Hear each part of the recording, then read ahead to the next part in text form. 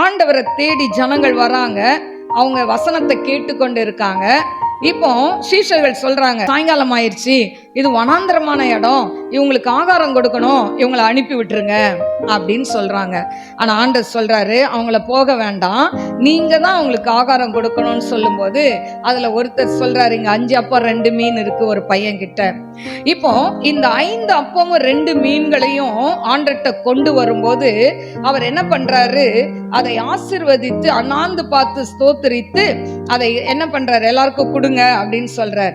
இப்போ கொடுக்க கொடுக்க அந்த அப்பமும் மீனும் வந்துகிட்டே இருக்கு. மீதியானதை 12 கூட நிறைய எடுக்கிறதை நாம் பார்க்கிறோம். அந்த 5 அப்பமும் 2 மீனும் யாருடைய கைக்கு போயிருக்கு? ஆண்டவருடைய கைக்கு போயிருக்கு. அப்போ தேவனுடைய கையில நம்ம பொருள் போகும்பொழுது ஆண்டவருடைய கை குறுகாது, அதை ஆசீர்வதித்து கொடுப்பார். அல்லேலூயா.